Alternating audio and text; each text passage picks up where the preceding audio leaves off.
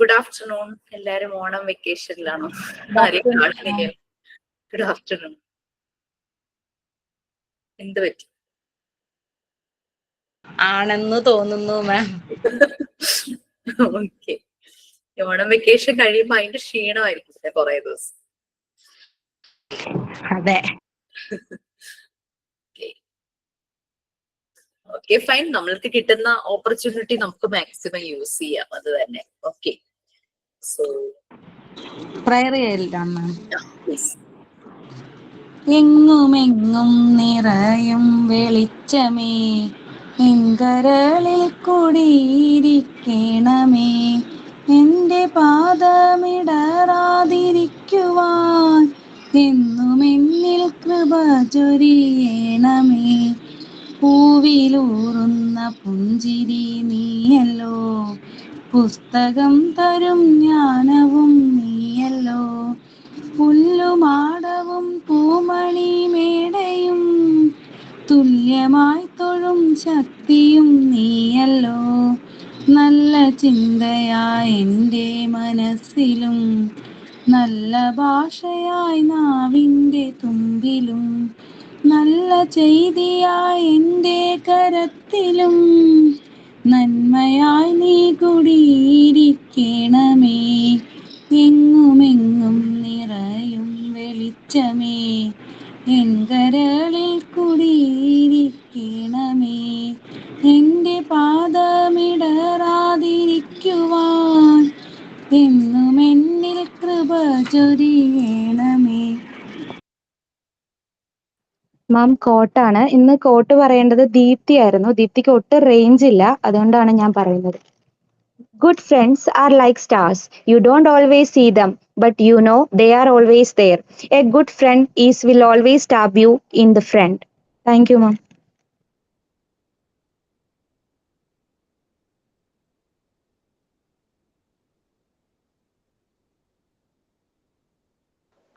Signing ഞാനാ ma'am, Roshni. Good afternoon ma'am. Good afternoon all. ഇന്നൊരു moral സ്റ്റോറിയാണ്. രാമുവും ദാമുവും കൂട്ടുകാരായിരുന്നു. രാമു ആളൊരു സൂത്രക്കാരനായിരുന്നു. രാമു ആവട്ടെ ഒരു പാവത്തൻ. ഒരു ദിവസം രണ്ടുപേരും കൂടി നടക്കാൻ ഇറങ്ങി. രാമു, നമുക്കൊരു പശുവിനെ വാങ്ങിയാലോ? ദാ അതുപോലെ പാൽ കറന്ന് നമുക്കും കുടിക്കാം. അതൊരു നല്ല ഐഡിയ ആണല്ലോ. ദാമു. അങ്ങനെ അവർ രണ്ടുപേരും പശുവിനെ വാങ്ങി. പശുവിനെ നമുക്ക് നല്ലപോലെ വളർത്തണം. വളർത്തിയാൽ മാത്രം പോരാ, നമ്മൾ അതുപോലെ എന്തു വാങ്ങിയാലും അതിനെ തുല്യമായി വീതിക്കുകയും വേണം. പക്ഷെ ഇതൊരു പശുവല്ലേ ഉള്ളൂ, അതെങ്ങനെ വീതിക്കും? ഓ, നീ പറഞ്ഞത് ശരിയാണല്ലോ. ഒരു കാര്യം ചെയ്യാം, ഈ പശുവിന്റെ തലഭാഗം നീ എടുത്തോ, വയറിന്റെ ഭാഗം ഞാനും എടുക്കാം. അതുകൊണ്ട് പുല്ലും വെള്ളവും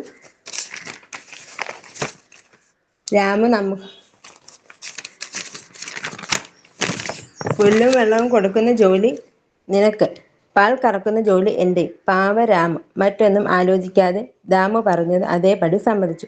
ദേ പശുവിന്റെ ക്ഷീണിച്ചുള്ള നിൽപ്പ് കണ്ടോ, അതിന് വിശക്കുന്നു എന്ന് തോന്നുന്നു. രാമു, പശുവിന്റെ തലഭാഗമല്ലേ നിന്റേത്, നീ പോയി പശുവിന് പുല്ലും വെള്ളവും എടുത്തോണ്ട് വാ.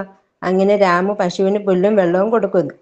ദാമു അതിന്റെ പാല് മുഴുവൻ കറന്നെടുത്ത് കുടിക്കുകയും ചെയ്യും. രാമു, ഇനി തണുപ്പ് കാലമല്ലേ വരുന്നത്, നമുക്കൊരു കമ്പിളിപ്പുതപ്പ് വാങ്ങണം.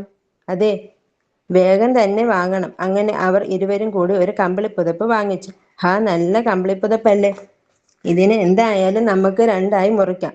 ഒരു പാതി നിനക്ക്, ഒരു പാതി എനിക്ക്. രാമു, ഒരു പ്രശ്നമുണ്ട്.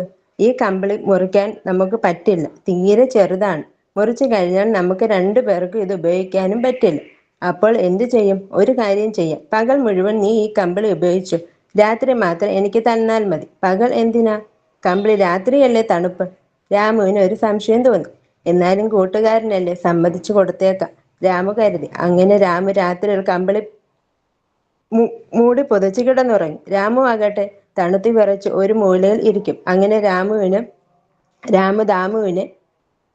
ദാമു രാമുവിനെ പറ്റിച്ചുകൊണ്ടേയിരുന്നു. രാമു, നമുക്കൊരു മാവിൻ തൈ വാങ്ങാം. സ്വന്തമായി ഒരു മാവുണ്ടെങ്കിൽ അതിലെ മാകൾ മുഴുവൻ നമുക്ക് തന്നെ തിന്നാമല്ലോ. ആ, അതൊരു നല്ല ഐഡിയ ആണല്ലോ. നല്ല പോലെ വളവും വെള്ളവും ഇട്ടാൽ ഈ മാവ് വേഗം കായ്ക്കും. ശരി രാമു, മാവിന്റെ മേൽഭാഗം ഞാൻ എടുക്കാം, നീ ഇതിന്റെ താഴ്ഭാഗം എടുത്തോ. നീ ഇതിന്റെ താഴ്ഭാഗം ദിവസവും വെള്ളം ഒഴിച്ചു കൊടുത്താൽ മതി. കേട്ടല്ലോ? പാവ രാമു അതും സമ്മതിച്ചു. ഓ, മാങ്ങയെല്ലാം പഴുത്തു. മാവിന്റെ മുകൾ ഭാഗം എന്റേതാണല്ലോ, ഞാൻ അതങ്ങ് മറന്നു. എന്താ കുഞ്ഞെ? ഒരു സന്യാസിയെ കണ്ടു. എന്താ കുഞ്ഞെ, ആകെ വിഷമിച്ചിരിക്കുന്നല്ലോ. നമുക്ക് ഒരുമിച്ച് നടക്കാം. അങ്ങനെ രാമു സന്യാസിയും തന്റെ കൂട്ടുകാരൻ കാണിക്കുന്ന അതിസാമർത്ഥ്യത്തിന്റെ കഥകളെല്ലാം പറഞ്ഞു. അപ്പോൾ അങ്ങനെയാണ് കാര്യങ്ങളുടെ കിടപ്പ്. മോനെ രാമു, ജീവിതത്തിൽ നമ്മൾ എല്ലാവരെയും അന്ധമായി സ്നേഹിച്ചാൽ പലരും നമ്മളെ മുതലെടുക്കും. അതുകൊണ്ട് ബുദ്ധി ഉപയോഗിക്കേണ്ടടുത്ത് ബുദ്ധി തന്നെ ഉപയോഗിക്കണം. Thank you.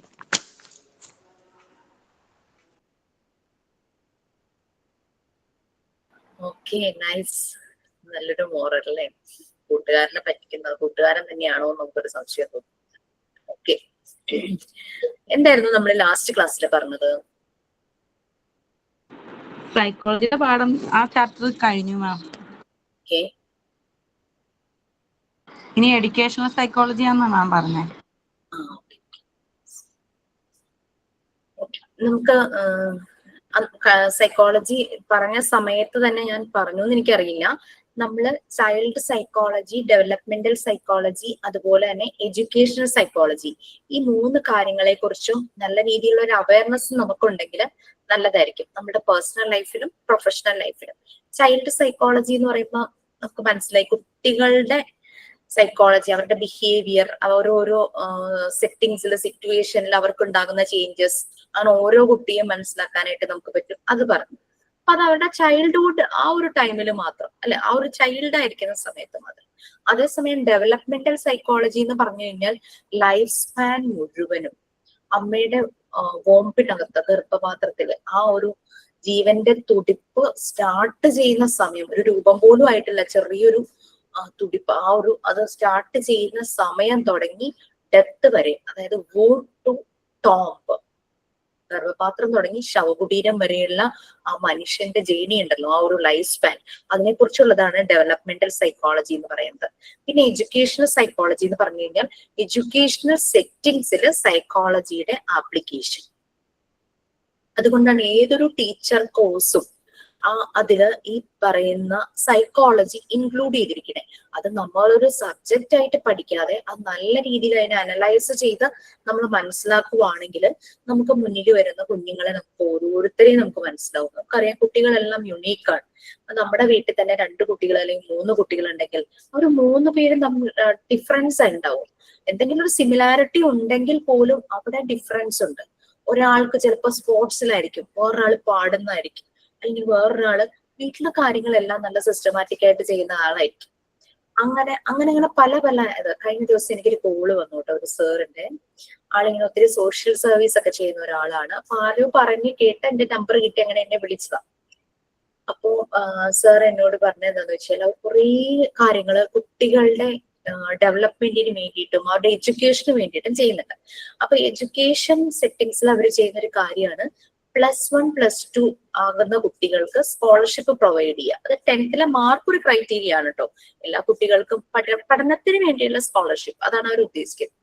പക്ഷേ അതിനൊപ്പം തന്നെ ആ കുട്ടിയുടെ എക്സ്ട്രാ ടാലന്റ് എന്താന്ന് കണ്ടെത്തി അതിൽ ആ കുട്ടിയെ സപ്പോർട്ട് ചെയ്യണം. അതായത് ഇപ്പൊ പാടുന്ന ഒരു കുട്ടിയാണെങ്കിൽ അതിനെ പാട്ട് പഠിപ്പിക്കാനുള്ള മാർഗം, ചിലപ്പോൾ പാരന്റ്സിന് പറ്റിയില്ലെങ്കിൽ അതിന് വേണ്ടിയിട്ട് ഇവർ ചെയ്യുക. പിന്നെ അങ്ങനെ എന്താണോ ഇപ്പൊ സ്പോർട്സിലാണെങ്കിൽ അങ്ങനെ, ഇപ്പൊ ചെസ് അതാണെങ്കിൽ അങ്ങനെ ഇൻഡോർ ഗെയിംസിലാണെങ്കിൽ അങ്ങനെ ഓരോന്നിലും അവരെ സപ്പോർട്ട് ചെയ്യും. അപ്പൊ എനിക്കത് കേട്ടപ്പോ നന്നായി തോന്നി. അപ്പൊ എന്നോട് അവര് റിക്വസ്റ്റ് ചെയ്ത് എന്താന്ന് വെച്ചാല് അവര് ഇപ്പൊ സ്കോളർഷിപ്പ് കൊടുക്കാവുന്ന ഇപ്പൊ മാർക്ക് എങ്ങനെയും കുട്ടികൾ 10th കുറെ മാർക്ക് വാങ്ങും, 80% അബോവ് ആണ് അവർ ഉദ്ദേശിക്കുന്നത് കേട്ടോ. അപ്പൊ അവിടെ ഒരു സ്ക്രൂട്ടനിങ് വേണമല്ലോ, ഒരു ഫിൽട്ടറിങ്. അപ്പൊ ഈ കുട്ടികൾക്ക് ഒരു സൈക്കോമെട്രിക് അനാലിസിസ് നടത്തണം. അതായത് അവർക്ക് ക്വസ്റ്റ്യൻസ് ഉണ്ടാക്കി കൊടുക്കണം. അതാണ് എന്റെ ജോലി. ഈ കുട്ടികളൊരു 45 മിനിറ്റ്സ് ഈ ക്വസ്റ്റ്യൻ ഇരുന്ന് അത് ആപ്റ്റിറ്റ്യൂഡ് ടെസ്റ്റ് ആയിട്ട് നടത്തണം, അവരുടെ അഭിരുചി മനസ്സിലാക്കാനുള്ളത്. അപ്പം 45 മിനിറ്റ്സ് ഇരുന്ന് ഈ ഇത് ചെയ്ത് അതിൽ സ്കോർ ചെയ്യുന്ന കുട്ടികൾക്കാണ് അവർ ഈ സപ്പോർട്ട് കൊടുക്കുന്നത്. അപ്പം അവരെന്നോട് പറഞ്ഞ എന്താണെന്നറിയോ, ഇപ്പൊ ടെക്നോളജി ഒത്തിരി ഇംപ്രൂവ് ചെയ്തിട്ടുണ്ട്. AI ഉണ്ട്, ChatGPT ഉണ്ട്. അതിലൊക്കെ നോക്കിക്കഴിഞ്ഞാൽ ഇഷ്ടംപോലെ ക്വസ്റ്റ്യൻസ് കിട്ടും. പക്ഷെ അതിനൊന്നും ജീവനില്ല എന്ന് അവർ പറഞ്ഞത്. സാർ പറഞ്ഞപ്പോ ഞാനും അത് ചിന്തിക്കുമായിരുന്നു. ശരിയാ, നമ്മൾ തന്നെ ചിന്തിച്ച് ക്രിയേറ്റ് ചെയ്ത്, ഇപ്പൊ എന്റെ മുന്നിൽ ഒരു 10 കുട്ടികൾ, ഇനി നിങ്ങളുടെ മുന്നിൽ ഒരു 10 കുട്ടികൾ വരുന്നു, നിങ്ങൾക്ക് അവരെ എൻഗേജ് ചെയ്യിക്കണം. 10 കുട്ടികൾക്കും ഒരേ കാര്യം കൊടുത്തു കഴിഞ്ഞു കഴിഞ്ഞാൽ ചിലപ്പോൾ ചിലർക്കത് താല്പര്യം ഉണ്ടാവില്ലായിരിക്കും, ചിലർക്ക് അത് താല്പര്യം ഉണ്ടായിരിക്കും. ഇപ്പൊ മാത്തമാറ്റിക്കൽ റിലേറ്റഡ് ആണെങ്കിൽ ചില കുട്ടികൾക്ക് അത് ഭയങ്കര താല്പര്യമായിരിക്കും, ചില കുട്ടികൾക്ക് വരയ്ക്കാനായിരിക്കും താല്പര്യം. അപ്പൊ ഈ 10 കുട്ടികളുടെ ആ ഒരു പൊട്ടൻഷ്യൽ മനസ്സിലാക്കി അവരെ ഐഡന്റിഫൈ ചെയ്ത് നമ്മൾ അവരുടെ പ്രോബ്ലം അഡ്രസ് ചെയ്ത് നമ്മൾ അതിനനുസരിച്ചുള്ള ആക്ടിവിറ്റി കൊടുക്കുമ്പോൾ ഭയങ്കര ലൈവ്ലി ആയിരിക്കും കുട്ടികൾ, അല്ലെങ്കിൽ കുട്ടികൾ ഡിസ്ട്രാക്റ്റഡ് ആയിപ്പോകും, ഡിസ്റ്റർബിങ് ആയിപ്പോകും. അപ്പൊ അങ്ങനെ ChatGPT ഒക്കെ നോക്കിക്കഴിഞ്ഞാൽ കുറെ ക്വസ്റ്റ്യൻസ് കിട്ടും. പക്ഷെ ഞങ്ങൾക്ക് അതല്ല മേഡം വേണ്ടത്, ഇങ്ങനെ ഒരു ഇത് വേണമെന്ന് എന്നോട് ഇങ്ങനെ പറഞ്ഞു. അപ്പം ഞാനും വിചാരിച്ചു ഒത്തിരി സമയം എടുക്കും അങ്ങനെ പ്രിപ്പയർ ചെയ്യുമ്പോൾ. അതേസമയം ഗൂഗിളിൽ നോക്കി എടുക്കുമ്പോൾ കോപ്പി പേസ്റ്റ് അങ്ങനെ എടുക്കാം. നമ്മൾ തന്നെ ചിന്തിച്ച് ചെയ്യുമ്പോൾ ഈ ക്വസ്റ്റ്യൻ പ്രിപ്പയർ ചെയ്യാനായിട്ട് ടൈം എടുക്കും.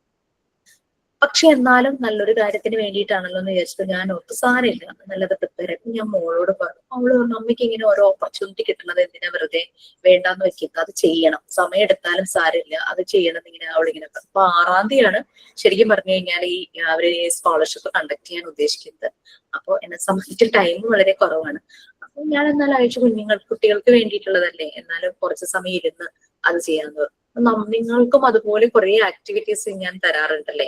നമുക്ക് ഗൂഗിളിൽ ചെയ്ത് കഴിഞ്ഞാൽ, ChatGPT നോക്കിക്കഴിഞ്ഞാൽ, AI നോക്കിക്കഴിഞ്ഞാൽ കുറെ കിട്ടും. പക്ഷെ നമ്മളപ്പോ തിങ്ക് ചെയ്യില്ല, നമ്മൾ ചിന്തിച്ച് നമുക്കത് റെഫറൻസ് ആക്കി വെക്കാം. അത് വേണ്ടാന്ന് ഞാൻ പറയില്ല കേട്ടോ. അതിലിങ്ങനെ നോക്കി റെഫറൻസ് ആക്കുമ്പോഴേക്കും നമുക്കൊരു ഐഡിയ കിട്ടും. ഓ, ഇതിനിങ്ങനെ പറഞ്ഞിട്ട് അപ്പൊ ഞാൻ ഇങ്ങനെ ചെയ്താൽ നമ്മുടെ ഒരു സ്വന്തം ഐഡിയ ഉണ്ടാവില്ലേ, അതിൽ ചെയ്യുകയാണെങ്കിൽ എന്ന് വെച്ചാൽ അങ്ങനെ നമ്മുടെ ഒരു ടച്ച് വന്നു കഴിഞ്ഞാൽ ഒരിക്കലും നമ്മുടെ മനസ്സിൽ നിന്ന് അത് പോവില്ല. നമ്മളുടെ ഓർമ്മയിൽ തന്നെ അത് ഉണ്ടായിരിക്കാം. നമ്മളെ ഹൃദയം കൊണ്ട് എടുക്കുന്നത് നമ്മൾ എത്ര കഴിഞ്ഞാലും നമ്മുടെ ഉള്ളിൽ തന്നെ ഉണ്ടാകും. ഇതുമായി റിലേറ്റഡ് അല്ലെങ്കിൽ ഒരു എക്സാമ്പിൾ ഞാൻ പറയണ ഒരു മൂവി കണ്ടപ്പോൾ അതില് കൗൺസിലർ ആയിട്ട് വർക്ക് ചെയ്യുന്ന ഒരു ലേഡി ക്യാരക്ടർ ഉണ്ടായിരുന്നു. അവര് കൗൺസിലർ എന്ന് പറഞ്ഞാൽ മനസ്സിലായില്ലോ, മറ്റേ പൊളിറ്റിക്സ് അതല്ല, മസ്റ്റ് ബി കൗൺസിലിംഗ് കഴിഞ്ഞിട്ട് കൗൺസിലർ, കുട്ടികളെ ചൈൽഡ് കൗൺസിലിംഗ് ആണ് അവർ ചെയ്യുന്നത് കൂടുതലും. അപ്പൊ ഇവരുടെ അടുത്ത് അൺഎയ്ജ്ഡ്, അതായത് 18 ഇയേഴ്സിൽ താഴെ വരുന്ന പെൺകുട്ടികളെ ഈ മൊളസ്റ്റ് ചെയ്തതും അബ്യൂസ് ചെയ്തതും അങ്ങനെയുള്ള കുറെ കേസസ് വരുന്നുണ്ട്. അപ്പം ഇവരതെല്ലാം നോട്ട് ചെയ്തൊരു ഡയറിയിലാക്കി വെക്കുന്നു. കുട്ടികളെ സപ്പോർട്ട് ചെയ്യേണ്ട രീതിയിൽ എല്ലാ രീതിയിലും സപ്പോർട്ട് ചെയ്യും. അവർക്ക് പക്ഷെ കുറെ കഴിയുമ്പോൾ അവര് അൽഷിമേഴ്സ് അതവർക്ക് വരുവാണ്. 5 നോട്ട് ചെയ്യാമോ? Thank you. അപ്പൊ അൽഷിമേഴ്സ് വരുവാണ്. പക്ഷെ അൽഷിമേഴ്സ് വന്നിട്ടും അവർ വളരെയധികം സ്നേഹിച്ച അവരുടെ ഹസ്ബൻഡിനെ അവർ മറന്നുപോയി.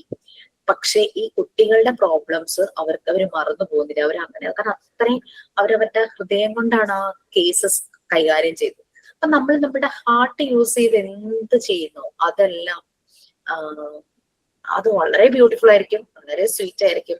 ഒരാളെ വിഷ് ചെയ്യുമ്പോൾ നമ്മുടെ ഹൃദയത്തിൽ നിന്ന്, മെക്കാനിക്കലി നമ്മൾ പറയുമ്പോൾ അതില് യാതൊരു ഇഷ്ടം ഉണ്ടാവില്ല. അതേസമയം നമ്മളൊരു വലിയ വില കൂടിയ ഗിഫ്റ്റ് കൊടുക്കുന്നതിന് പകരം നമ്മൾ നമ്മുടെ ഹൃദയത്തിൽ നിന്ന് പറയുമ്പോൾ ഉണ്ടാവില്ല. അപ്പൊ അതുകൊണ്ടാണ് ഈ ടീച്ചേഴ്സ് ജോബിന്റെ ഒരു പ്രത്യേകത.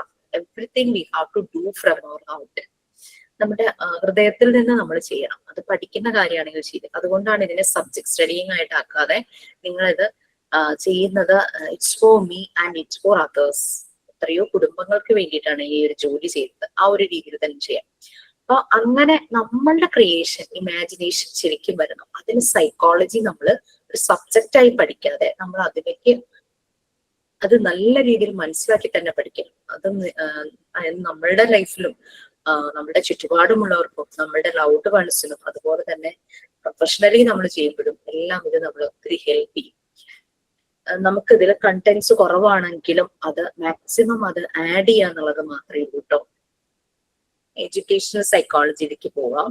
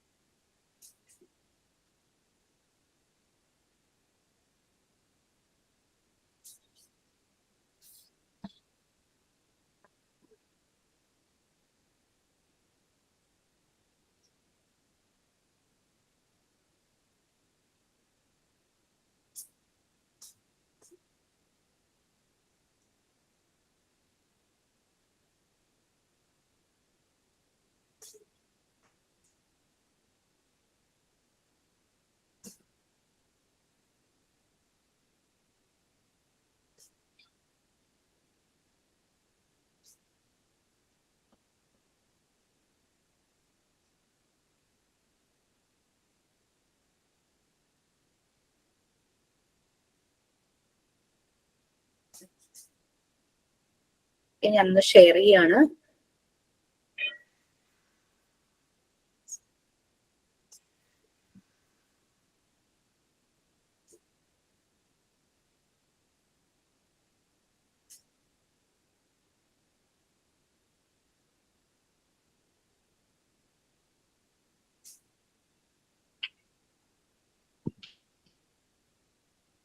ജസ്റ്റ് ഒന്ന് നിങ്ങൾക്ക് മാക്സിമം പറ്റുന്നത്ര ഒന്ന് വായിക്കുക. എനിക്കൊരു ഇമ്പോർട്ടന്റ് കോൾ, അതുകൊണ്ട് ഇപ്പൊ തന്നെ ഒരു 2 minutes ഒന്ന് തരണേ. വായിച്ചോളൂ.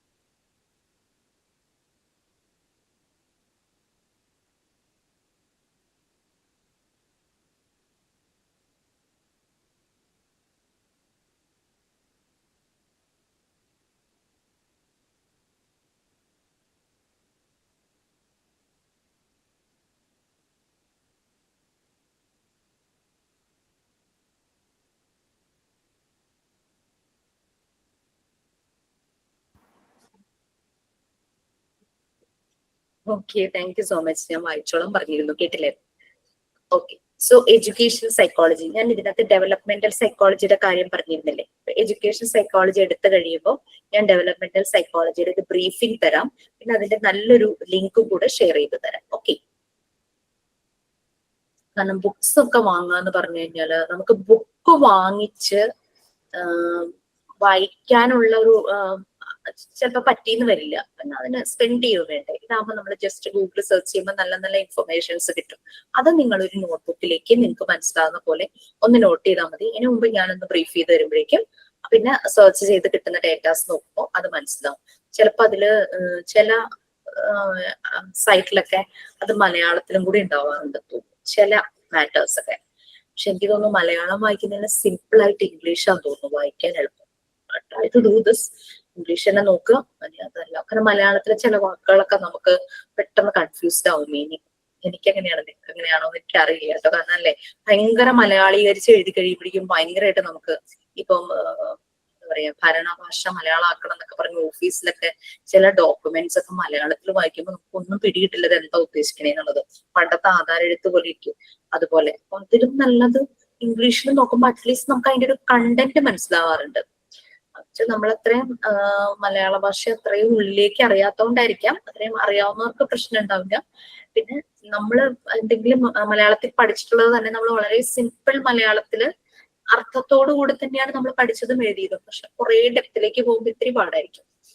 കാരണം ചില ഒഫീഷ്യൽ ഡോക്യുമെന്റ്സ് ഒക്കെ വായിക്കുമ്പോൾ ഉള്ള കൺഫ്യൂഷൻ അതാണ്. Okay, so educational psychology. ഇപ്പൊ സൈക്കോളജിയുടെ ആപ്ലിക്കേഷൻ എഡ്യൂക്കേഷണൽ സെറ്റിംഗ്സിൽ. എഡ്യൂക്കേഷണൽ സെറ്റിംഗ്സിൽ വരുന്ന ആളുകൾ ആരൊക്കെയാണ്?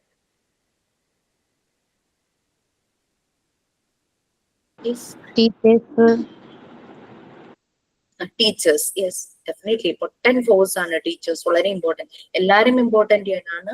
വളരെ പൊട്ടന്റ് ആയിട്ടുള്ള ഫോഴ്സ് തന്നെ ടീച്ചേഴ്സ് ആണ്. പിന്നെ ആരാ അവര്? സ്റ്റുഡൻസ്.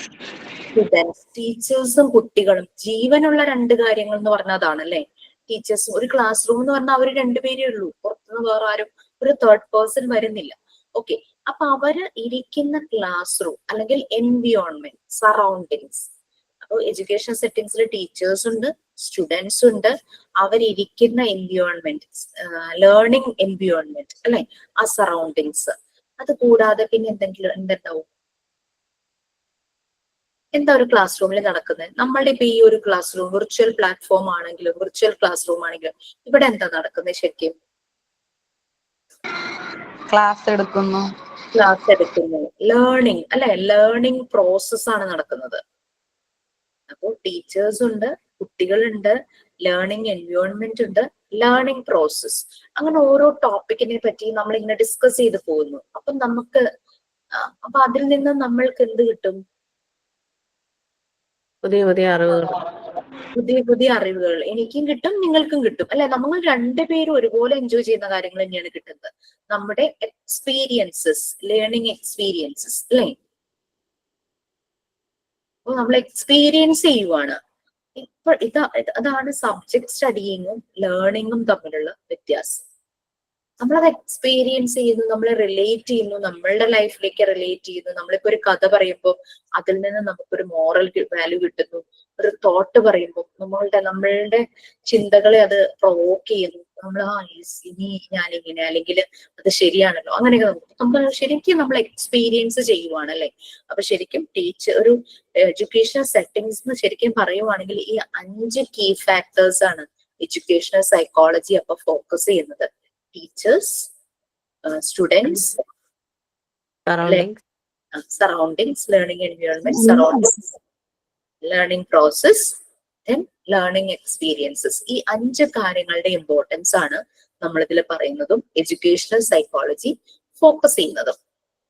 ഓക്കെ, പിന്നെ എഡ്യൂക്കേഷണൽ സെറ്റിംഗ്സിൽ സൈക്കോളജിയുടെ ഇമ്പോർട്ടൻസ് എന്താ?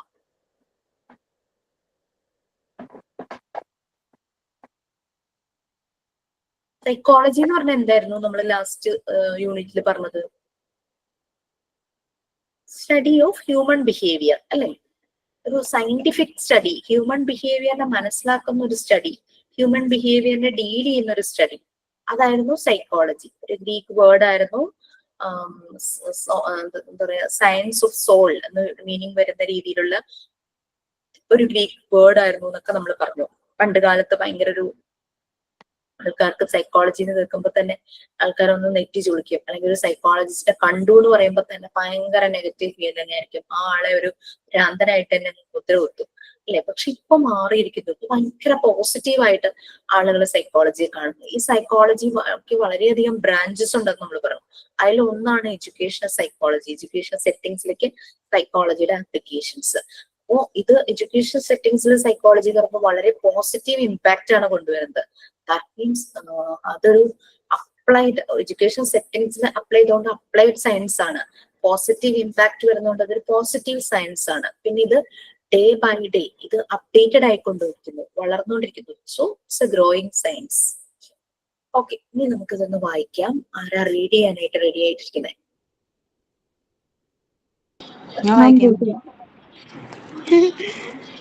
എക്സെട്ര. എന്തായാലും നിങ്ങൾക്ക് കുറച്ച് പേരുള്ളത് കാരണം എല്ലാവർക്കും വായിക്കാൻ പറ്റും. എക്സെട്ര എന്ന് വരുന്ന പോയിന്റ് വരെ വായിക്കണേ.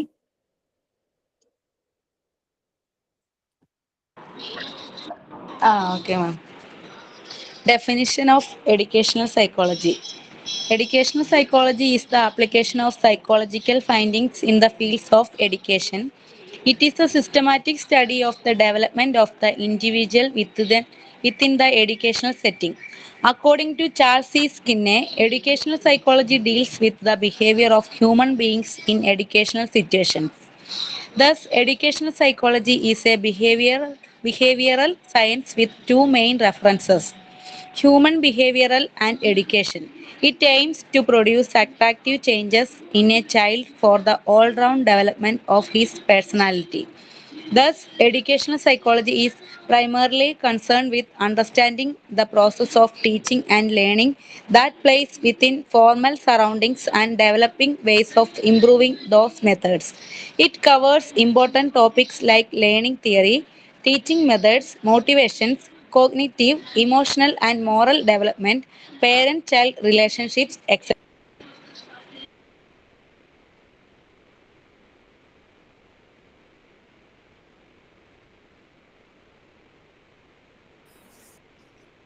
ഓക്കെ, സോ സൈക്കോളജിക്കൽ ഫൈൻഡിങ്സിന്റെ ആപ്ലിക്കേഷൻ ആണ് എഡ്യൂക്കേഷണൽ സെറ്റിംഗ്സ് അല്ലെങ്കിൽ എഡ്യൂക്കേഷണൽ ഫീൽഡിങ്ങിന്റെ ഇതൊരു സിസ്റ്റമാറ്റിക് സ്റ്റഡിയാണ്. കാരണം എഡ്യൂക്കേഷൻ എഡ്യൂക്കേഷൻ ശരിക്കും നമ്മളെന്താ ചെയ്യുന്നത്, നമ്മളുടെ സെൽഫ് മനസ്സിലാക്കിച്ചു തരുന്നു, നമ്മളെ ഡെവലപ്പ് ചെയ്യിക്കുന്നു. അപ്പൊ അതിന്റെ ഒരു ഡെവലപ്മെന്റ് ഓരോ ഇൻഡിവിജ്വലിനെ ഡെവലപ്പ് ചെയ്യുവാണ് എഡ്യൂക്കേഷണൽ സെറ്റിംഗ്സിൽ. കുട്ടികളുടെ ടാലൻസ് മനസ്സിലാക്കുന്നു, അവരുടെ പൊട്ടൻഷ്യൽ മനസ്സിലാക്കി അവർ ആ രീതിയിൽ ഡെവലപ്പ് ചെയ്തെടുക്കുന്നു. അപ്പൊ നമുക്ക് അവരെ അങ്ങനെ ഡെവലപ്പ് ചെയ്യണമെങ്കിൽ നമുക്ക് അവരെ തിരിച്ചറിയാൻ പറ്റണം, അവരുടെ ബിഹേവിയർ മനസ്സിലാക്കണം. അതിനാണ് സൈക്കോളജി എഡ്യൂക്കേഷണൽ സെറ്റിംഗ്സിൽ അപ്ലൈ ചെയ്യുന്നത്. സൈക്കോളജി ഹ്യൂമൻ ബീയിങ്സിന്റെ ബിഹേവിയർ ആണ് ഡീൽ ചെയ്യുന്നതെങ്കിൽ എഡ്യൂക്കേഷണൽ സൈക്കോളജി സെയിം തന്നെ, ബട്ട് ഇൻ എഡ്യൂക്കേഷണൽ സിറ്റുവേഷൻസ്. ആ ഒരു സിറ്റുവേഷൻസിൽ ആളുകളുടെ ബിഹേവിയർ മനസ്സിലാക്കുന്നു. അവിടെ ആളുകൾ എന്ന് കൂടുതൽ വരുന്നത് കുട്ടികളാണ് അല്ലെ. ഇതൊരു ബിഹേവിയറൽ സയൻസ് ആണ്. 2 മെയിൻ റെഫറൻസസ് ആണ് ഇതിനുള്ളത്, ഹ്യൂമൻ ബിഹേവിയറും എഡ്യൂക്കേഷൻ. എഡ്യൂക്കേഷൻ സെറ്റിംഗ്സിൽ ഹ്യൂമൻ ബിഹേവിയറിനെ ഡീൽ ചെയ്യുന്നുണ്ട്. 2 റെഫറൻസസിന് പോകുന്നു, ഹ്യൂമൻ ബിഹേവിയറും എഡ്യൂക്കേഷൻ. അപ്പോൾ കുട്ടി ഒരു ഓൾറൗണ്ട് ഡെവലപ്മെന്റ്, അവന്റെ പേഴ്സണാലിറ്റി ഡെവലപ്പ് ചെയ്യുന്നതിൽ ഇത് ഹെൽപ്പ് ചെയ്യും.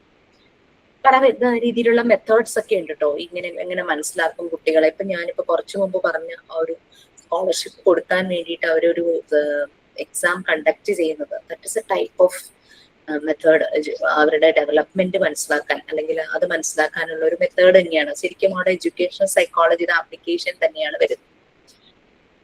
അപ്പോ അത് നമ്മൾക്ക് മനസ്സിലാകണമെങ്കിൽ നമ്മൾക്ക് എങ്ങനെ അവരെ പഠിപ്പിക്കണം, ആ ഒരു ടീച്ചിങ് മെത്തേഡ്സ്, ആ ലേണിംഗ് പ്രോസസ് നമ്മൾ ടീച്ചേഴ്സ് എങ്ങനെ കൊണ്ടുപോകണം എന്നുള്ളതിന് നമ്മളെ സപ്പോർട്ട് ചെയ്യണം എഡ്യൂക്കേഷൻ സൈക്കോളജി അല്ലെ.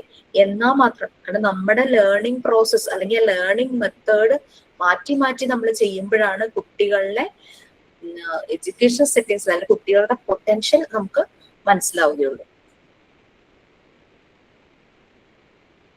അവിടെ പലപ്പോഴും പല ലേണിംഗ് മെത്തേഡ്സ് എടുക്കേണ്ടത് വരും, കുട്ടികളെ മോട്ടിവേറ്റ് ചെയ്യുന്നതായിട്ട് വരും, അവരുടെ ഡെവലപ്മെന്റ് മനസ്സിലാക്കേണ്ടത് വരും, കുട്ടിയുടെ ഫാമിലി ബാക്ക്ഗ്രൗണ്ട്, കുട്ടി ജീവിക്കുന്ന ചുറ്റുപാട്, സൊസൈറ്റി, അതെല്ലാം പാരന്റും കുട്ടിയും തമ്മിലുള്ള റിലേഷൻഷിപ്പ് എല്ലാം നമ്മൾ മനസ്സിലാക്കേണ്ടത് വരും.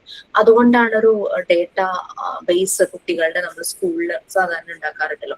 നമ്മളിപ്പോ നമ്മളുടെ മക്കളുടെ ആണെങ്കിലും സ്കൂളിൽ നിന്ന് ഒരു ഫോമാറ്റ് തരും, ഫില്ല് ചെയ്തൊക്കെ കൊടുക്കണം. ഈവൻ അവരുടെ എന്തെങ്കിലും അസുഖങ്ങളുണ്ടോ, അലർജി ഉണ്ടോ, മെഡിസിൻസ് കഴിക്കുന്നുണ്ടോ, അങ്ങനെയുള്ള കാര്യങ്ങൾ ഉൾപ്പെടെ എല്ലാം ഹൈറ്റ്, വെയിറ്റ് അങ്ങനെ കുറെ പേഴ്സണൽ ഡീറ്റെയിൽസ് ഒക്കെ ചോദിച്ചു അവർ കളക്ട് ചെയ്യുമല്ലോ. അങ്ങനെ കുറെ കാര്യങ്ങളെല്ലാം അറിഞ്ഞിരിക്കുകയും ചെയ്യണം. അല്ലാതെ നമ്മൾക്ക് ചുമ്മാ ഇതൊന്നും അറിയാതെ ക്ലാസ്സിൽ പോയിട്ട് ഫസ്റ്റ് ഡേ നമ്മൾ പോകുമ്പോൾ ഒരു പക്ഷെ നമുക്ക് കുട്ടികളെ എല്ലാം മനസ്സിലായെന്ന് വരില്ല. പക്ഷെ പിന്നെ നമുക്ക് അവരുടെ കാര്യങ്ങൾ മനസ്സിലാകും, സ്കൂളിൽ അവരുടെ ഡേറ്റ ബേസ് ഉണ്ടാകും, അതിൽ നിന്നും പല കാര്യങ്ങൾ മനസ്സിലാകും. പാരന്റ്സ് പേഴ്സണലി നമ്മൾ കോൾ ചെയ്ത് പല കാര്യങ്ങളും ചിലപ്പോൾ നമ്മളെ പേഴ്സണലി അവർ അറിയിക്കുമായിരിക്കും. അവർക്ക് എല്ലാവരുടെയും മുന്നിൽ വെച്ച് തുറന്നു പറയാൻ ബുദ്ധിമുട്ടുള്ള എന്തെങ്കിലും കാര്യങ്ങളുണ്ടെങ്കിൽ ഒരു കൺസേൺ ടീച്ചേഴ്സിനെ വിളിച്ച് പറയുന്ന പാരന്റ്സും അങ്ങനെയൊക്കെ ഉണ്ട് അല്ലെ. ശരിക്കും എഡ്യൂക്കേഷണൽ സൈക്കോളജി ഒരു ടീച്ചർക്ക് നല്ലൊരു സപ്പോർട്ടാണ്. ടീച്ചറെ ഹെൽപ്പ് ചെയ്യുന്നത് എങ്ങനെ കുട്ടികളെ പഠിക്കണം, മുന്നിൽ വരുന്ന കുട്ടികളെ എങ്ങനെ മനസ്സിലാക്കും, അവരെ മനസ്സിലാക്കി അവർക്ക് വേണ്ടത് എന്തെല്ലാം പ്രൊവൈഡ് ചെയ്യണം, അവരുടെ നീഡ്സ് മനസ്സിലാക്കി അതിനനുസരിച്ച് അവർക്ക് പ്രൊവൈഡ് ചെയ്യണം. ഇതെല്ലാം എഡ്യൂക്കേഷണൽ സൈക്കോളജി ഒരു ടീച്ചറെ പ്രാപ്തയാക്കുന്നു എന്ന് വേണമെങ്കിൽ പറയാം, കേപ്പബിൾ ആക്കും. ഓക്കെ, നെക്സ്റ്റ് അത് തീരുന്നവരെയും ആരെങ്കിലും വായിച്ചോളൂ. മാം വായിക്കും. Educational psychology helps the teacher to understand the students and improve their ability. The field of educational psychology involves the study of memory, theoretical process, and individual differences via cognitive psychology in conceptualizing new strategies for learning process in human. Educator change the teaching method and environment so that the maximum number of students is served in the general education environment. The educational psychologist studies in individual differences of students and devise special education program for the students of exclusive needs. Special educator provide a continuity of services in which students with special needs receive varying degree of support based on their individual needs. Common special needs include learning disabilities, communication disabilities, emotional and behavioral disorder, physical disabilities, and developmental disabilities. Students with these kinds of special needs are likely to benefit from the additional educational services such as different path to teaching, the use of technology. Yes, ma'am, എന്തെങ്കിലും പറഞ്ഞോ? Yes, ma'am, എന്തെങ്കിലും പറഞ്ഞോ? ഇല്ല പറഞ്ഞില്ല. Okay. Technology. A specifically suitable teaching area or a resource room. The Montessori method of education itself is a method which helps the especially needed students to a large extent as it is a method based on individual attention.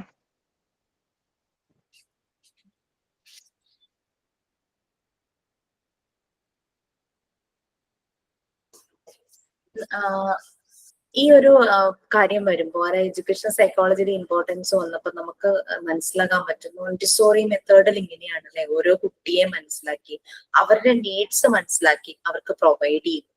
അവിടെ individual ആയിട്ടുള്ള attention, individual learning എല്ലാം കിട്ടുന്നുണ്ട്. അല്ലാണ്ട് ഒരു ഗ്രൂപ്പിന് മുഴുവനും ഒരു കാര്യമല്ല കിട്ടുന്നത്. ഗ്രൂപ്പ് ആക്ടിവിറ്റീസ് ഉണ്ട്, ഇല്ലാന്നില്ല. കാരണം അത് ചെയ്യിക്കുന്നതിന് ഒരു ഗ്രൂപ്പിലാകുമ്പോൾ ആ കുട്ടിയുടെ ബിഹേവിയർ നമുക്കറിയാം. പല രീതിയിലാണ് ആളുകളുടെ ബിഹേവിയർ. ഒറ്റയ്ക്കാകുമ്പോൾ അവരുടെ ബിഹേവിയർ വേറെ ആയിരിക്കും. നമ്മൾ ഉൾപ്പെടെ നമ്മളൊരു ഗ്രൂപ്പിലേക്ക് ചെല്ലുമ്പോൾ നമ്മളുടെ ബിഹേവിയർ വേറെ ആയിരിക്കും. ആ ഗ്രൂപ്പ് എന്ന് പറഞ്ഞാൽ നമുക്ക് നല്ല പോലെ മേർജ് ചെയ്യാൻ പറ്റുന്ന ഒരു ഗ്രൂപ്പ് ആണെങ്കിൽ നമ്മൾ ഭയങ്കര ഹാപ്പി ആയിരിക്കും ആ ഗ്രൂപ്പ്. അതേസമയം നമുക്ക് ഇച്ചിരി ഗ്രൂപ്പുമായിട്ട് അങ്ങോട്ട് നമ്മളങ്ങ് ശരിയാവും. നമ്മൾ പറയാം നമ്മുടെ അതേ വൈബുള്ള ആൾക്കാരെന്ന് പറയുമ്പോൾ അവിടെ നമ്മൾ ഭയങ്കര ഹാപ്പി ആയിരിക്കും. അതേസമയം അല്ലാത്തൊരു സ്ഥലത്തിരിക്കുമ്പോൾ നമുക്ക് ഒരുതരം ശ്വാസം മുട്ടോ ഒക്കെ പോലെ തോന്നുമല്ലോ. അപ്പൊ അതാണ് ഓരോ ഗ്രൂപ്പിലിടുമ്പോൾ അവരുടെ ഒരു ബിഹേവിയർ ഇത് മനസ്സിലാക്കാനും എഡ്യൂക്കേഷണൽ സൈക്കോളജി ഹെൽപ്പ് ചെയ്യുന്ന ഒരു ടീച്ചറെ. കുട്ടികളെ മനസ്സിലാക്കി വെറുതെ മനസ്സിലാക്കാൻ മാത്രമല്ല അവരുടെ എബിലിറ്റി, അവരുടെ കപ്പാസിറ്റി മനസ്സിലാക്കി അവരെ ഡെവലപ്പ് ചെയ്യിക്കാനായിട്ട് ഹെൽപ്പ് ചെയ്യുന്നു. എഡ്യൂക്കേഷണൽ സൈക്കോളജിയിൽ ശരിക്കും സ്റ്റഡി ഓഫ് മെമ്മറി എന്നൊരു പ്രോസസ്സ് നടക്കുന്നുണ്ട്. പിന്നെ തിയറി ഉണ്ട്, തിയറട്ടിക്കൽ പ്രോസസ്സ്. പിന്നെ ഇൻഡിവിജ്വൽ ഡിഫറൻസസ് ഉണ്ട്, കുട്ടികളുടെ വ്യത്യാസങ്ങൾ. നമ്മൾ ശരിക്കും എഡ്യൂക്കേഷണൽ സെറ്റിംഗ്സിൽ നമ്മൾ പഠിക്കുമ്പോൾ കുറെ കാര്യങ്ങൾ നമുക്ക് മെമ്മറൈസ് ചെയ്യേണ്ടതായിട്ടുണ്ടല്ലേ. അതാണ് സ്റ്റഡി ഓഫ് മെമ്മറി എന്ന് പറയുന്നത്. ചില കാര്യങ്ങൾ നമ്മൾ ഓർത്ത് വെക്കേണ്ടതായിട്ട് വരും, ചുമ്മാ വായിച്ചു വിടാനല്ല, അത് നമ്മൾ ഓർത്തോർത്ത് വെക്കേണ്ടതായിട്ട് വരും. ഇപ്പൊ നമുക്കൊരു തിയറം ഉണ്ട് എന്ന് വിചാരിക്കാം, ഫിസിക്സിലോ മാത്സിലോ എന്തെങ്കിലും ഉണ്ടാവട്ടെ. ആ തിയറം നമ്മൾ ഓർത്ത് വെക്കണം. കാരണം എന്നാൽ മാത്രമാണ് ഒരു പ്രാക്ടിക്കലി വരുമ്പോൾ അതിലേക്ക് നമുക്ക് അപ്ലൈ ചെയ്യാൻ പറ്റുള്ളൂ. അത് ഒരു കാണാതെ പഠിക്കില്ലല്ല. ആ തിയറം നമ്മൾ മനസ്സിലാക്കി നമ്മൾ ഓർത്ത് വെച്ച് കഴിഞ്ഞാൽ നമ്മളോട് ഏതിന്റെയും ഒരു പ്രൂഫ് ചെയ്യാനായിട്ട് ചോദിച്ചു കഴിഞ്ഞാൽ നമുക്ക് ഈ തിയറം അപ്ലൈ ചെയ്തിട്ട് പ്രൂവ് ചെയ്യാനായിട്ട് പറ്റും. അതാണ് സ്റ്റഡി ഓഫ് മെമ്മറി പറയുന്നത്. അല്ലാതെ കാണാതെ പഠിക്കുന്നതിന് മാത്രമല്ല എഡ്യൂക്കേഷൻ സെറ്റിംഗ്സിൽ സ്റ്റഡി ഓഫ് മെമ്മറി എന്ന് പറയുന്നത്. പിന്നെ അതിന്റെ തിയററ്റിക്കൽ പ്രോസസ്, പിന്നെ നമ്മൾ എക്സ്പീരിയൻസ് ചെയ്യുന്നത്, എക്സ്പെരിമെന്റ് ചെയ്യുന്നത്, പിന്നെ ഇൻഡിവിജ്വൽ ഡിഫറൻസസ് അറിയുന്നത്. അപ്പോ ഒരേ മെത്തേഡ് ഇപ്പൊ ഈ ഒരു അക്കാദമിക് ഇയറിൽ നിങ്ങൾ LKG പഠിപ്പിക്കുമെന്ന് വെച്ചു. LKGയിൽ വന്ന മക്കള് അവർ 20 പേരുണ്ട്. 20 പേരെ നിങ്ങൾ മനസ്സിലാക്കി. അപ്പൊ നിങ്ങൾക്ക് അറിയാം അവിടെ എന്ത് മെത്തേഡ് അപ്ലൈ ചെയ്യണം. നെക്സ്റ്റ് അക്കാദമിക് ഇയർ ആയി സെയിം LKGയുടെ ചാർജ് നമുക്കുണ്ട്. അവിടെ വേറെ 20 പുതിയ കുട്ടികളാണ് പിന്നെ വരുന്നത് അല്ലെ. അപ്പൊ നമ്മൾ പ്രീവിയസ് ഇയറിൽ അപ്ലൈ ചെയ്ത എക്സ്പീരിയൻസ് നമുക്കുണ്ട്. പക്ഷെ പ്രീവിയസ് കൊടുത്ത അതേ കുട്ടികളല്ല, വേറെ 20 കുട്ടികളാണ് വരുന്നത്. ഡിഫറൻസസ് ഉണ്ടാകും. അപ്പൊ നമ്മുടെ ടീച്ചിങ് മെത്തേഡ് നമ്മൾ അവർക്കനുസരിച്ച് മാറ്റേണ്ടതായിട്ട് വരും. ടീച്ചേഴ്സ് പറയാൻ കേൾക്കാറില്ല, കഴിഞ്ഞ ബാച്ചിലെ പിള്ളേരെ പോലെയല്ല ഈ ബാച്ചിലെ പിള്ളേര്, ആ രീതിയിൽ പറയും അല്ലെ. അപ്പൊ നമ്മൾ തന്നെ ഇപ്പൊ 16 ബാച്ച് ഉണ്ട്. നിങ്ങൾ ഓരോ ബാച്ചും ഡിഫറെന്റ് ആണ്. ടീച്ചേഴ്സ് എന്നോട് പറഞ്ഞു കഴിഞ്ഞു 11th ബാച്ചിലെ കുട്ടികൾ ഒട്ടും ആക്റ്റീവ് അല്ല, എങ്ങനെ പറയണം. ഞാൻ പറഞ്ഞത് കുഴപ്പമില്ല. അതൊക്കെ എന്നെ സംബന്ധിച്ച് എനിക്ക് ഏത് ബാച്ചിൽ വന്നാലും എനിക്ക് കിട്ടുന്ന ഫീൽ ഡിഫറൻസ് ആയിരിക്കും. പക്ഷേ ഓൾ ആർ ഈക്വൽ. ബട്ട് നമ്മൾ അവിടേക്ക് അപ്ലൈ ചെയ്യുന്ന രീതി ഡിഫറെന്റ് ആക്കും. ചില ക്ലാസ്സിൽ വന്നവർക്ക് കുറേ കാര്യങ്ങൾ ഷെയർ ചെയ്യാൻ ഭയങ്കര താല്പര്യമായിരിക്കും. അപ്പൊ നമ്മൾ ഇങ്ങനെ കേട്ടുകൊണ്ടേയിരിക്കും, അവരെ കൊണ്ട് തന്നെ ഓരോന്ന് പറയിക്കും. ചിലർക്ക് അങ്ങോട്ട് ഓരോന്ന് പറയാനായിരിക്കും ഇഷ്ടം തോന്നുക. അപ്പം അങ്ങനെ പറയും. ചിലർ നമ്മളോട് ഞങ്ങൾ ഇങ്ങനെ ചെയ്തോട്ടെ എന്ന് ചോദിക്കും. ഓക്കെ അങ്ങനെ ചെയ്തു. അപ്പൊ നിങ്ങളുടെ രീതി എന്താണോ അതിനനുസരിച്ച് ആക്കുക എന്നുള്ളതാണ് നമ്മളുടെ ഉദ്ദേശം. ഞാൻ ടീച്ചേഴ്സിനോട് പറഞ്ഞു അവർക്ക് അല്പം ആക്ടിവിറ്റീസ് കൊടുക്കും, അവർ ആക്ടിവിറ്റി ചെയ്യട്ടെ എന്നുള്ള രീതി പറഞ്ഞു. പക്ഷെ നമുക്കൊരു 5 പേര് 6 പേര് ആണ് ഉള്ളത്. എന്നാലും എന്താ, എനിക്കത് 50 ആയാലും 500 ആയാലും 1000 ആയാലും എനിക്ക് കുഴപ്പമില്ല. 5 പേരാണോ നിങ്ങളുള്ളത്, നമുക്ക് ആക്ടിവിറ്റീസ് ചെയ്യാം, നിങ്ങൾക്ക് താല്പര്യമുള്ള ആക്ടിവിറ്റി ചെയ്യാം. ഇപ്പൊ എഡ്യൂക്കേഷൻ സൈക്കോളജി എടുത്തുകൊണ്ടിരിക്കുന്നതുകൊണ്ട് വേറൊരു ബാച്ചിൽ നിങ്ങളെ കൊണ്ട് ചെയ്യിച്ചോ എന്ന് എനിക്ക് ഓർമ്മയില്ല. വേൾഡ് ഫേമസ് ടീച്ചേഴ്സിനെ കുറിച്ച് എന്തെങ്കിലും പറഞ്ഞിട്ടുണ്ടായിരുന്നോ നമ്മള് ഏതെങ്കിലും ക്ലാസ്സിൽ? ഇല്ല മാം. നിങ്ങൾക്ക് എല്ലാവരും ചെയ്യേണ്ട ഒരു അസൈൻമെന്റ് ആണ്. അസൈൻമെന്റ് ഒരു 10 ക്വസ്റ്റ്യന്റെ ഒരു അസൈൻമെന്റ് ആണ്. അതിലെ ഒരു ക്വസ്റ്റ്യൻ ആണ് വേൾഡ് ഫേമസ് ആയിട്ടുള്ള 5 ടീച്ചർമാരെ കുറിച്ച് എഴുതുക എന്നുള്ളത്. ഓക്കെ, അത് മാത്രമല്ല നമുക്ക് പേഴ്സണലി അറിയാവുന്ന ഏതെങ്കിലും 3 ടീച്ചർമാരെ കുറിച്ച് എഴുതുകയും വേണം. നമുക്ക് പരിചയമുള്ളത്, നമ്മുടെ കുട്ടികളെ പഠിപ്പിച്ചതോ നമ്മളെ പഠിപ്പിച്ചതോ ആയിട്ടുള്ള ഈ 2 ക്വസ്റ്റ്യൻ ആ ഒരു അസൈൻമെന്റ് ബുക്കിലുണ്ട്. 10 ക്വസ്റ്റ്യനിലെ 2 ക്വസ്റ്റ്യൻ ആണ്. അപ്പൊ അങ്ങനെ പറഞ്ഞപ്പോ ഞാൻ ചില ക്ലാസ് ഞാൻ ഓർത്തു, ആദ്യത്തെ ഒരു 9 ബാച്ച് വരെയും ഈ ഒരു 9 അല്ല 10 ബാച്ച് വരെ കണ്ടും ഇത് അസൈൻമെന്റ് ആയിട്ട് ആദ്യം അങ്ങ് കൊടുത്തു. ഇതൊക്കെ എഴുതി ഒക്കെ വന്ന് വൈവയ്ക്ക് ഞാൻ ഇത് ചോദിക്കൂട്ടോ, നിങ്ങൾക്ക് ഇഷ്ടമുള്ള നിങ്ങൾക്ക് പേഴ്സണലി അറിയാവുന്ന ഒരു ടീച്ചറെ പറ്റി ആ എഴുതിയിട്ടുണ്ടാവുമല്ലോ, ജസ്റ്റ് ഒന്ന് ബ്രീഫ് ചെയ്യാമോ എന്ന് ചോദിക്കും. അല്ലെങ്കിൽ വേൾഡ് ഫേമസ് ടീച്ചേഴ്സിനെ പറ്റി എഴുതി ആരെങ്കിലും ഒരാളെ പറ്റി ഒന്ന് പറയാമോ എന്ന് ചോദിക്കും. അപ്പൊ വൈവയില് പലരും അത്ര പേഴ്സണലി അറിയാവുന്നവരെ പറ്റി ഇങ്ങനെ വാദോരാതെ പറഞ്ഞു. പക്ഷെ വേൾഡ് ഫേമസ് ആയവരെ പറ്റി അങ്ങനെ അവർക്ക് മനസ്സിൽ നിന്ന് പറയാൻ കിട്ടുന്നില്ല. എഴുതി വെച്ചത് നോക്കി വായിക്കുകയൊക്കെ ചെയ്തു. അപ്പൊ ഞാൻ ഓർത്തു, എന്നാ പിന്നെ സെമിനാർ ആയിട്ട് ക്ലാസ്സിൽ അങ്ങ് എടുപ്പിക്കാന്ന് വിചാരിച്ചു. അങ്ങനെ ഇപ്പൊ കുട്ടികൾ സെമിനാർ എടുക്കാൻ തുടങ്ങിയപ്പോ അത് കുറച്ചുകൂടെ നല്ലത്. അപ്പൊ നിങ്ങൾക്ക് ആഫ്റ്റർ ഓണം വെക്കേഷൻ അത് സെമിനാർ പോലെ ക്ലാസ്സിൽ എടുക്കാം. അത് ഒറ്റയ്ക്ക് എടുക്കാം, ഗ്രൂപ്പായി എടുക്കണം. അവർ ഗ്രൂപ്പായിട്ടും എടുത്തു, ഒറ്റയ്ക്കും എടുത്തു കേട്ടോ. ഈ ഞാൻ അസൈൻമെന്റ് എഴുതാൻ പറഞ്ഞതിൽ 5 പേരിൽ ഞാൻ പറഞ്ഞു ഒരാള് മറിയ മോണ്ടിസോറി ആയിരിക്കണം, ബാക്കി 4 പേരെ നിങ്ങൾക്ക് ആര് വേണമെങ്കിലും ആകാട്ടോ എന്ന് പറഞ്ഞിരുന്നു. അപ്പോ ക്ലാസ്സില് മറിയ മോണ്ടിസോറിയെ പറ്റി എഴുതി പറഞ്ഞവരുണ്ട്. സോക്രട്ടീസ്, കൺഫ്യൂഷ്യസ്, പിന്നെ അനീസലവൻ. ആരാ അനീസലവൻ? അനീസലവൻ ആരാ? പേര് കേട്ടായിട്ട് ഓർക്കുന്നു. ഹെലൻ കെല്ലർ കേട്ടിട്ടുണ്ടോ? കേട്ടിട്ടുണ്ട് മാം. എന്തായിരുന്നു ഹെലന്റെ പ്രശ്നം? എന്തായിരുന്നു? കണ്ണ് കാണില്ല, അങ്ങനെയല്ലേ? കണ്ണ് കാണില്ല. ഓക്കെ. പോയംസ് ഒക്കെ നിറയെ എഴുതിയിട്ടുണ്ട്. ഞാൻ സ്കൂളിൽ പോയം വരെ എഴുതിയ പോയംസ് ഒക്കെ പഠിച്ചിട്ടുണ്ട്. കണ്ണ് മാത്രല്ല ചെവിയും കേൾക്കില്ല.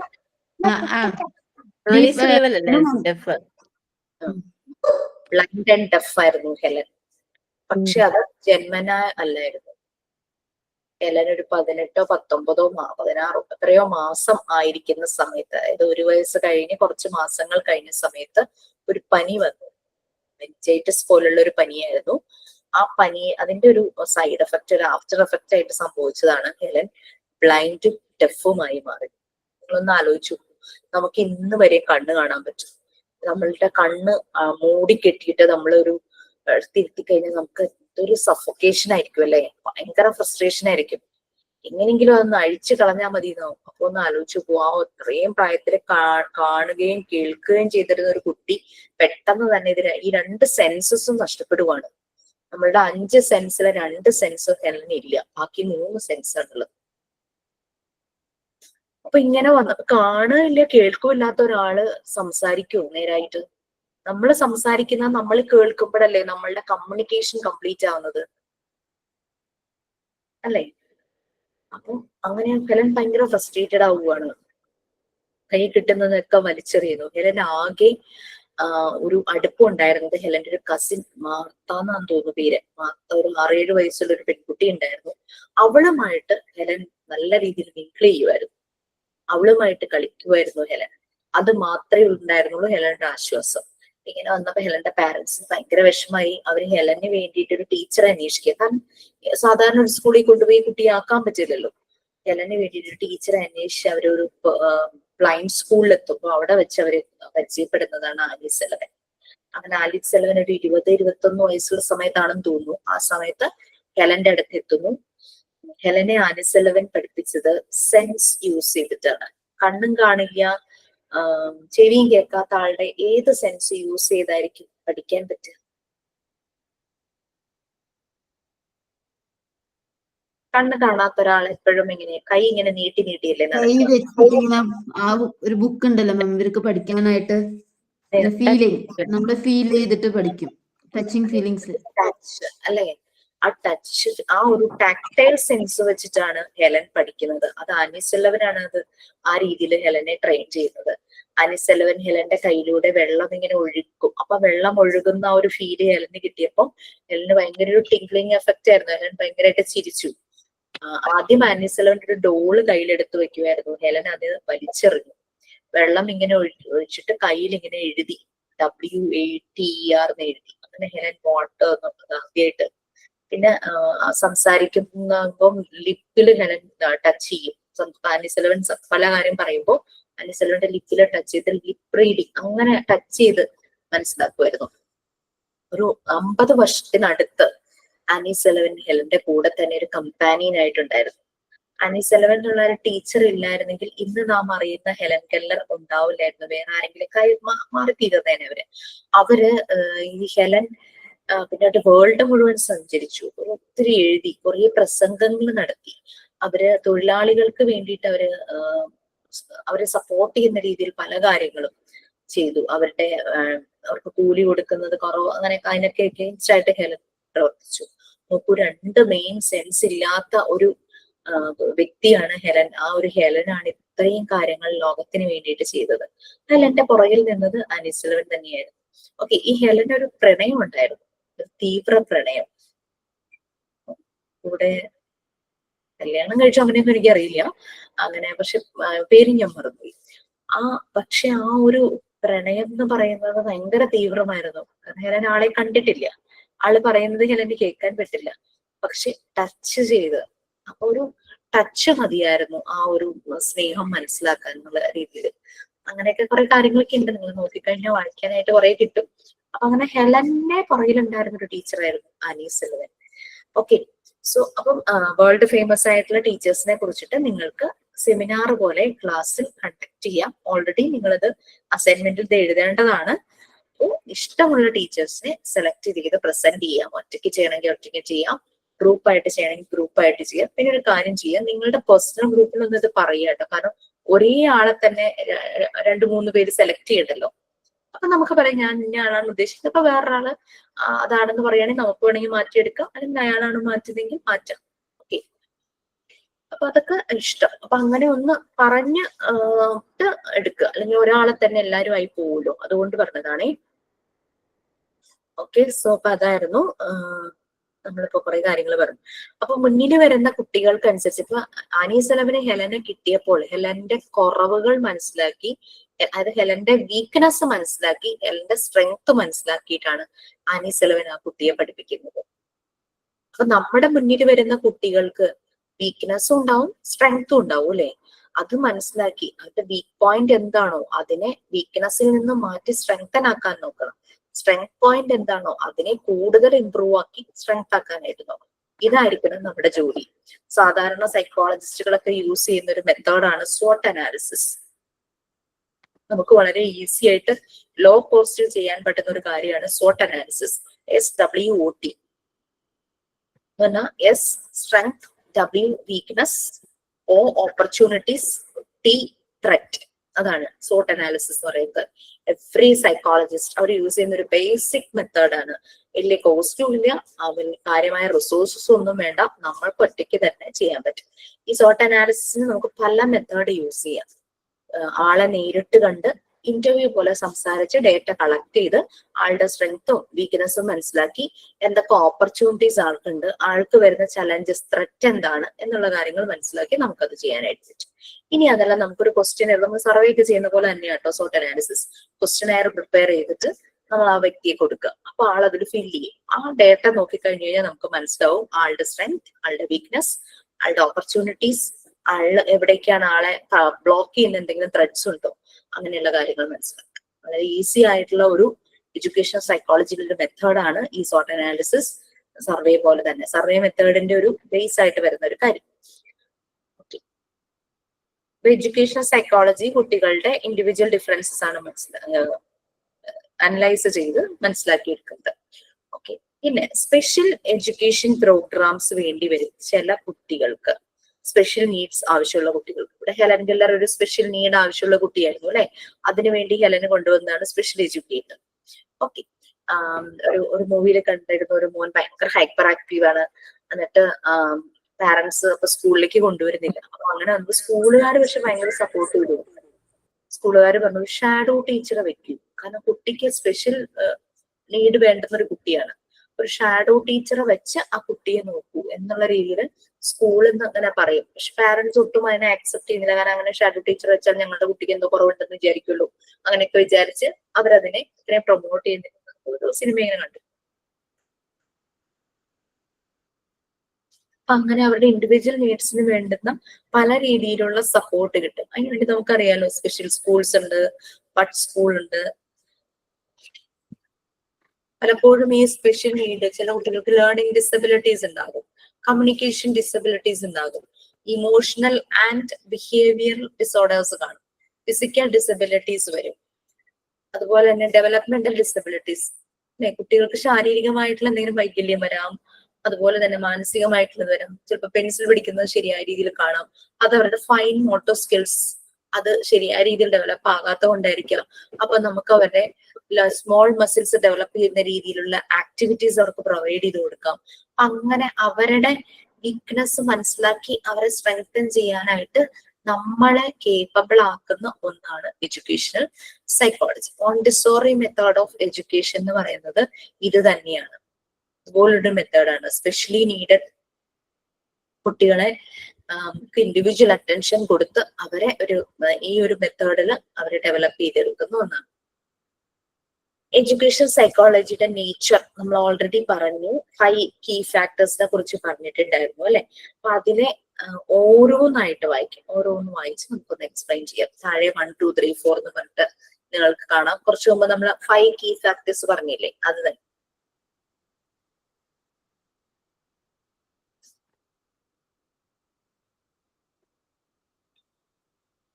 ഓക്കെ, ഫസ്റ്റ് ലേണർ ആരെങ്കിലും വായിച്ചോളൂ. ഞാൻ വായിക്കാം. The learner. The subject matter of educational psychology is centered around the learner. Therefore, the need of knowing the learner and the techniques of knowing him well. The topics include the innate abilities and the capacities of the individual difference and their measurements, the overall conclusions as well as senseless behavior of the learner, the characteristics of his growth and development, and each stage beginning from the childhood to adulthood.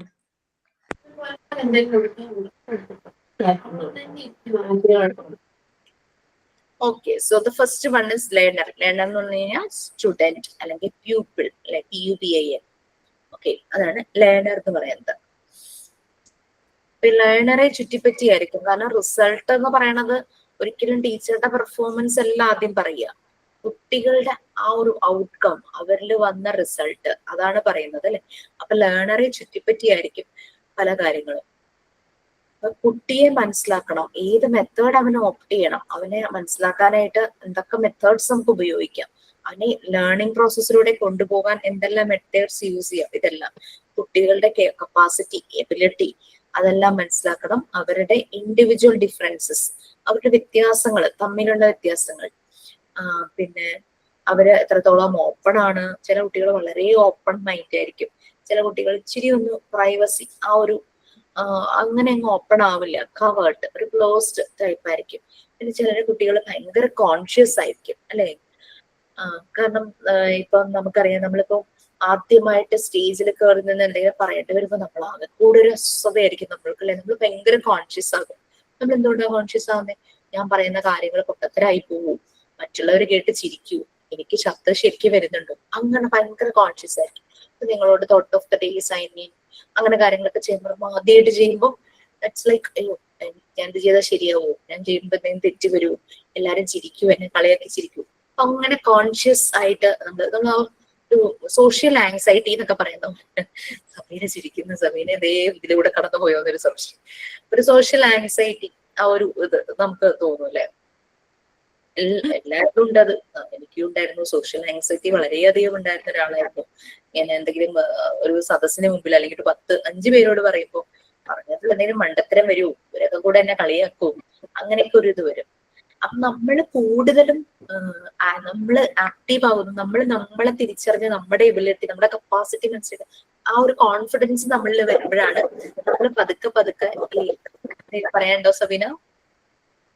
ഇല്ല മാം. അപ്പൊ അങ്ങനെ വരുമ്പോഴാണ് നമ്മൾ പതുക്കെ പതുക്കെ ഈ social ആങ്സൈറ്റിന്ന് നമ്മൾ മാറുന്നത്. എല്ലാവർക്കും വരും സോഷ്യൽ ആങ്സൈറ്റി എന്ന് പറയാൻ.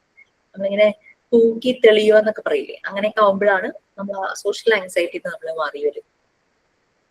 ഓക്കെ, അപ്പൊ അങ്ങനെ ഈ ലേണറുടെ ബിഹേവ് ചില സമയത്ത് സെൻസ്ലെസ് ആയിട്ട് പെരുമാറാം, ചില സമയത്ത് അങ്ങനെ ഓരോ ഈ കുട്ടികളുടെ രീതികൾ മനസ്സിലാക്കും. അതാണ് എഡ്യൂക്കേഷൻ സൈക്കോളജിയിലെ ഫസ്റ്റ് കീ ഫാക്ടറായ ലേണർ.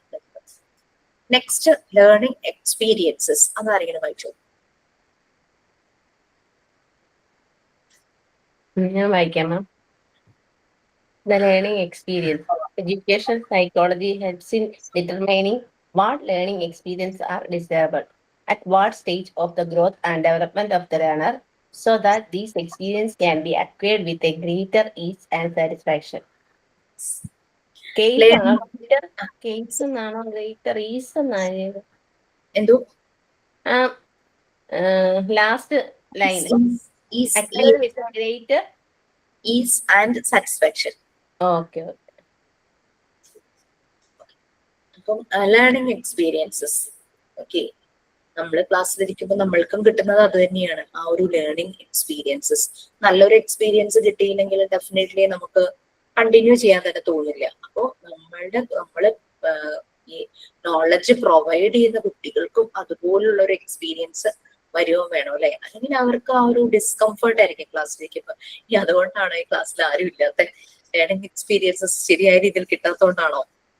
അങ്ങനെ എന്തെങ്കിലും ഉണ്ടോ? അല്ലെങ്കിൽ തുറന്ന് പറയൂ കേട്ടോ, നമുക്ക് ചേഞ്ച് ചെയ്യാം, മെത്തേഡ് ചെയ്യാം. ഈസ് എന്ന് പറഞ്ഞു കഴിഞ്ഞാൽ കംഫർട്ട് ആണ് ഒരു ഈസ്.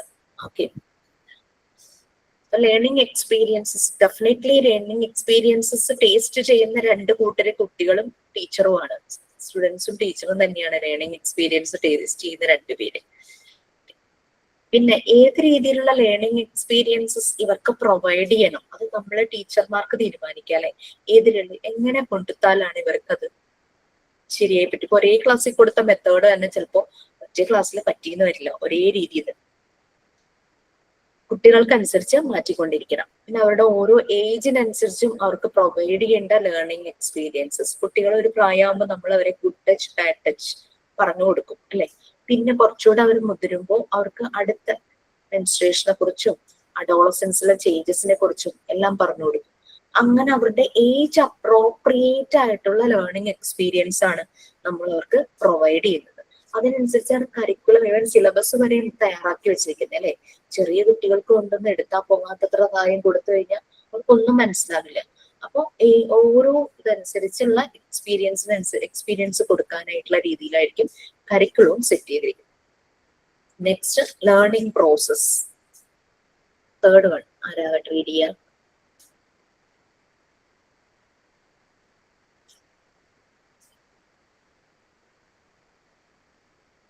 വായിച്ചു.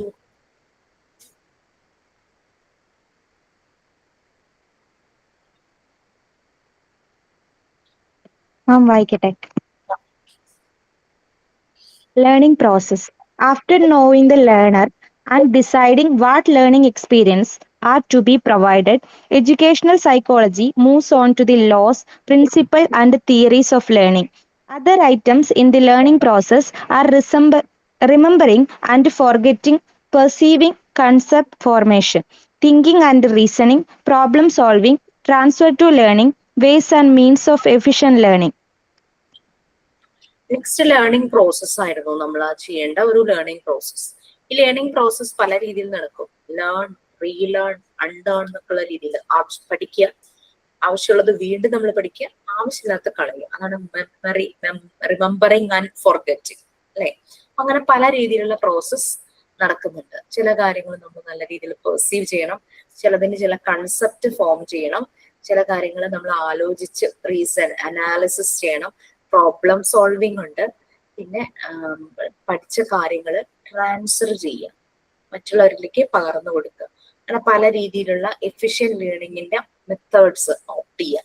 ഇതെല്ലാം ലേണിംഗ് പ്രോസസ്സിൽ നടക്കുന്നുണ്ട്. ചിലപ്പോൾ കുട്ടികളെയും കൊണ്ട് പുറത്ത് ഏതെങ്കിലും മരത്തിന്റെ ചോട്ടില് അതൊരു വേറൊരു രീതിയായിരിക്കും. അങ്ങനെ അങ്ങനെ അങ്ങനെ അങ്ങനെ ഓരോ കാര്യങ്ങൾ ഇങ്ങനെ ചെയ്യും. Okay, next learning situation or environment. അത് നമ്മുടെ ക്ലാസ് റൂം ആണെങ്കിൽ അത് നമുക്കിവിടെ ഒരു വിർച്വൽ പ്ലാറ്റ്ഫോം ഗൂഗിൾ മീറ്റ് ആണ് അല്ലെ നമ്മളുടെ ലേണിംഗ് സിറ്റുവേഷൻ അല്ലെങ്കിൽ ഓർ എൻവയോൺമെന്റ് എന്ന് പറയുന്നത്. അത് നമ്മൾ പല രീതിയിൽ നമ്മൾ ആ ലിമിറ്റേഷൻസ് പലതുണ്ടെങ്കിലും അത് നമ്മൾ യൂസ് ചെയ്യുന്നു, മാക്സിമം നമ്മൾ അത് ഉപയോഗിക്കുന്നു. ഓണം സെലിബ്രേഷൻ ഒക്കെ നിങ്ങൾ പ്ലാൻ ചെയ്യുന്നുണ്ടോ? ഓണം സെലിബ്രേഷൻ എന്നാ നിങ്ങൾക്ക് ഓണം സെലിബ്രേഷനെ കുറിച്ച് പ്ലാൻസ് വല്ലതും ഉണ്ടോ? മാം പ്ലാനിങ് ഒക്കെ ഒരുപാടുണ്ട് മാം, ചെയ്യുന്നുണ്ട് മാം. ആണോ? Very good. കാരണം വൺസ് ഇതിന്റെ ഒരു നമ്മുടെ ക്ലാസ്സിന്റെ ഡ്യൂറേഷൻ കഴിഞ്ഞു കഴിഞ്ഞാൽ പിന്നെ നമുക്ക് അതൊന്നും ചെയ്യാൻ പറ്റില്ലല്ലോ. വൺസ് ഇൻ ഇയർ വരുന്നതല്ലേ ഓണം, പെരുന്നാളുകൾ, ക്രിസ്മസ്, അങ്ങനെയുള്ള കാര്യങ്ങളെല്ലാം അല്ലേ. ജസ്റ്റ് പ്ലാൻ ചെയ്യൂ, മാക്സിമം ഉപയോഗിക്കും. ഓക്കെ, സോ നെക്സ്റ്റ് മാം അതിപ്പോ മാം കാണുന്നുണ്ടല്ലോ ഞങ്ങളുടെ ക്ലാസ്സിന്റെ സ്ട്രെങ്ത്. അപ്പോ ഇത് എങ്ങനെയാണ് നല്ല രീതിയിൽ എത്തിക്കേണ്ടത് എന്ന ഒരു ഐഡിയ. ഒരുപാട് പേർക്ക് ആഗ്രഹമുണ്ട്, ആഗ്രഹമുള്ളവരാണ് ഇപ്പൊ ഈ ഗ്രൂപ്പിലുള്ളവര്. ബാക്കിയുള്ളവരുടെ കാര്യമാണ്. അതുകൊണ്ടാണ് ഞങ്ങളുടെ 11th ബാച്ചിന് ഇത്രയും ചീത്തപ്പേരുള്ളത്. കാരണം കുട്ടികൾ വളരെ കുറവാണ് മാം. എല്ലാവരും റെക്കോർഡഡ് ക്ലാസ് ആണ് കേൾക്കുന്നത്. അതുകൊണ്ട് ആണ് ഈ പ്രശ്നം വരുന്നത്. ചീത്തപ്പേരൊന്നും അല്ല, നമുക്കൊരു വിഷമം. ക്ലാസ് റൂമിൽ കുറച്ച് പേര് ആക്റ്റീവ് അല്ലല്ലോ, പക്ഷെ ഉള്ളവർ ആക്റ്റീവ് ആയിട്ട് തന്നെയാണ് എനിക്ക് തോന്നുന്നത്.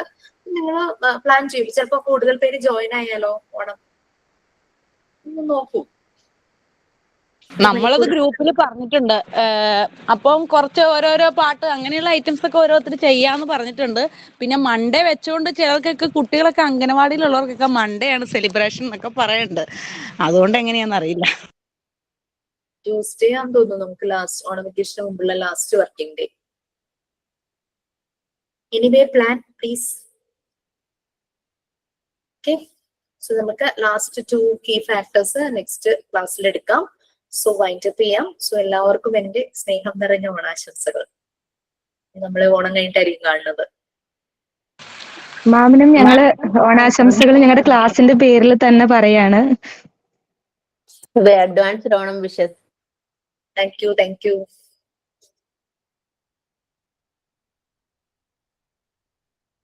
ഓക്കെ, ദെൻ സൈൻ ഔട്ട് ഉണ്ടെങ്കിൽ ആകാം, അല്ലെങ്കിൽ വി ക്യാൻ ലീവ്. നല്ലപോലെ എന്താ പ്രിപ്പയർ ചെയ്യൂ. ഓണം ഒരു സന്തോഷല്ലേ, കൂടിച്ചേരലുകളാണ് പലപ്പോഴും മാറ്റങ്ങൾ ഉണ്ടാക്കുന്നത്. ചിലപ്പോ ആ ഒരു ഗ്യാതറിംഗ് ആയിരിക്കും നെക്സ്റ്റ് സ്റ്റെപ്പിലേക്കുള്ള ഒരു നല്ല കാര്യത്തിന്. Okay please. Okay then bye. Thank you ma'am.